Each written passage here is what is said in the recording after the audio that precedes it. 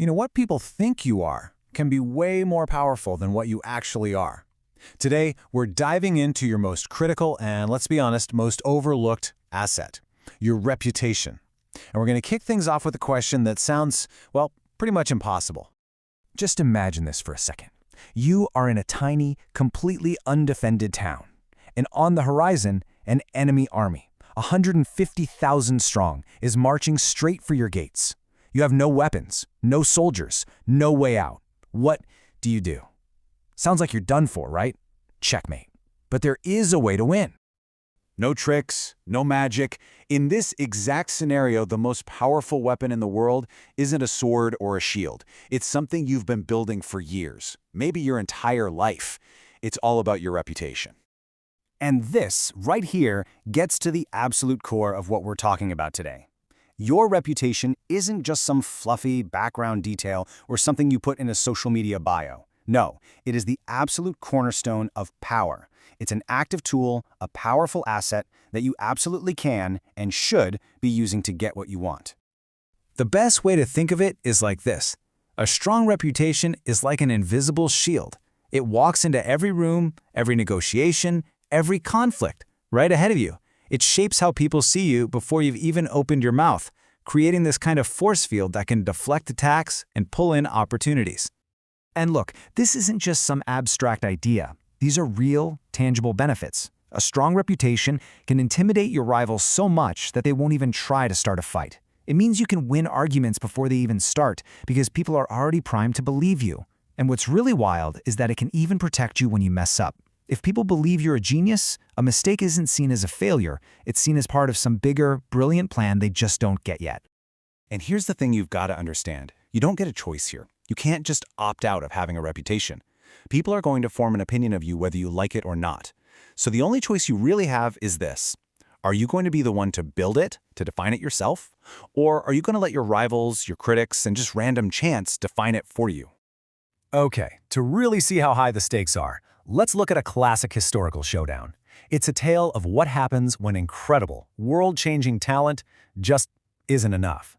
This is the story of two men whose names you definitely know. On one hand, you've got Nikola Tesla. The man was arguably one of the most brilliant minds in history. But his reputation, he was seen as an eccentric, a mad scientist. People thought he was unpredictable, a terrible businessman. And on the other hand, you have Thomas Edison. Now, he was a great inventor, sure, but his real genius was in business and PR. He carefully built this reputation as the Wizard of Menlo Park, a reliable, steady inventor people could trust with their money. The end result, Tesla died broke and forgotten, while Edison died rich, famous, and incredibly powerful. So you see, talent wasn't the deciding factor here. Not at all. Investors didn't abandon Tesla because he wasn't a genius. They left because his reputation made him seem like a huge, unreliable risk. A brilliant mind is basically worthless if the world thinks you can't be trusted. Okay, so we've seen the cautionary tale. Now let's look at a true masterclass in using reputation as both a shield and a weapon. And this brings us right back to that question from the beginning. How in the world do you beat an army of 150,000 soldiers with nothing? This is the incredible story of the Chinese strategist Zhuge Liang. Faced with that massive army, he didn't prepare for a fight. He prepared a performance. He threw open the city gates, told his few men to go hide, and then he just sat on top of the wall, calmly playing his lute.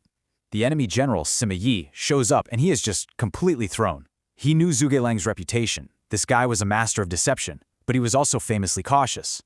Sima Yi's mind starts racing. He thinks, there's no way he'd be this calm unless it was a massive trap. And that, right there, is the whole point. Fearing an ambush that didn't even exist, Sima Yi ordered a full retreat. Zhuge Liang defeated an entire army without lifting a single sword.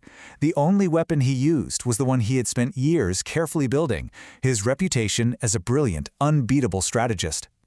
Zhuge Liang's victory wasn't luck. It was the result of a deliberate, long-term strategy. So how can you apply this? We've seen the stories, now let's get practical. Let's get into the playbook for building and defending your own fortress of a reputation in 3 key steps. First, you have to pick one single, defining trait. Don't try to be everything to everyone. Are you the brutally honest one? The person who always delivers? Pick one powerful quality and build everything around it. Second, once you have that cornerstone, you have to defend it like your life depends on it. If someone attacks that core trait, you can't just ignore it. You've got to shut that down immediately, publicly. And finally, once your own fortress is secure, you can go on the attack by subtly planting seeds of doubt about your rivals' reputations. Let gossip and public opinion do the heavy lifting for you. But, like any powerful law, there are always strategic exceptions. There are actually times when a strong reputation isn't what you want, or even when a bad one can be used to your advantage if you're very, very careful. Okay, first up, you've got the nobody strategy. If you have no reputation at all, you're invisible. People will underestimate you, and that lets you move under the radar and make your big play before anyone even realizes you're a threat. Then, there's the scandal strategy. I mean, in today's world, a bad reputation will definitely get you attention. But let me be clear, this is playing with fire. It's a path that almost always leads to infamy, not the kind of respected, lasting power we've been talking about. So when you boil it all down, the ultimate takeaway is this. Your reputation is alive. It's not something that just happens to you. It is a tool. It is a weapon. It is a shield. And just like any other valuable asset you have, it must be consciously built, carefully maintained, and when necessary, fiercely defended. And that leaves us with one final thought. You're going to walk away from this with a reputation, just like you walked in with one. The only question that really matters is, are you the one defining it, or are you letting someone else do it for you?